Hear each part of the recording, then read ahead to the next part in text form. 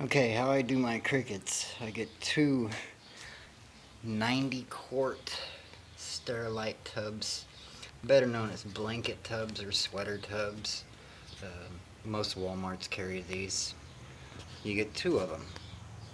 The top one here will be for your cricket storage, where you're going to have your adults lay their eggs. The second one you're going to fill with probably 2 to 3 inches of water, enough to cover your aquarium heater. I use a 100-watt heater, and then a little bit above the heater. That way you can compensate for evaporation.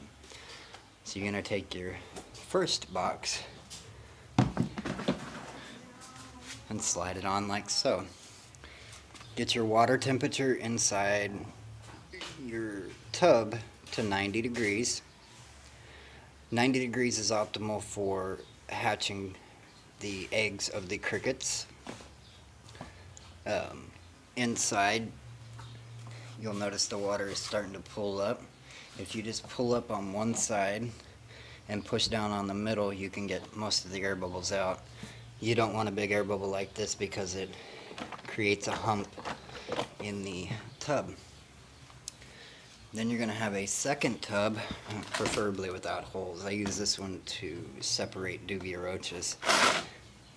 The second tub is going to be to house your adults once you get done with letting them lay in their nesting boxes. For the nesting boxes, I use standard sandwich shaped containers. You cut just a little hole or section out of one side, doesn't matter where, and coconut husk or eco earth bedding. Keep it moist at all times, and the lids need to stay on while they're in the box. So we're going to have these basically lined in for about halfway. You can fit, I think, 8 in there comfortably.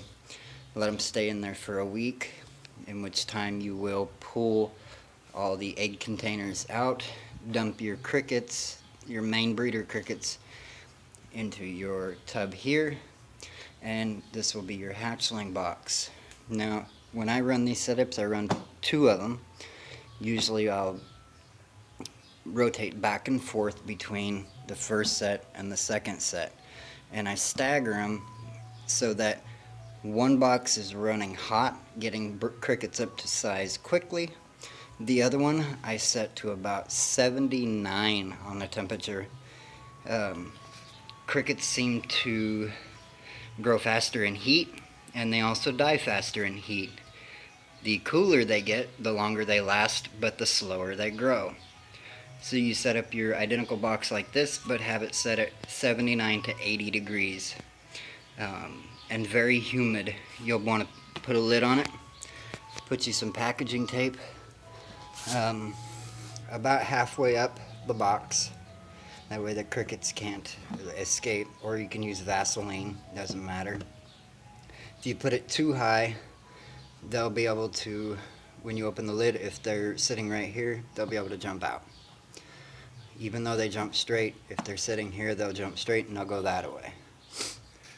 And that's basically how I do my crickets. And these things you can pick up at everything's $1 or dollar store. I think it's a pack of 3 for $1. Just pick you up a bunch of packets of those, some Eco Earth or coconut husk, and that is pretty much it. Make sure that you never leave your adults in with your babies more than a week after laying. With this method, I've noticed that they hatch within about 2 weeks, and you'll have pinheads galore in here. If you're just running for yourself and not feeding a lot of reptiles that eat crickets, you could stay with one setup and just rotate back and forth. As soon as the stock in the main tub gets up to size, you can just keep rotating them out with the other adults and feeding adults off. Or if you have like the baby chameleons or baby geckos that prefer the smaller crickets, you've got a pretty big supply of them.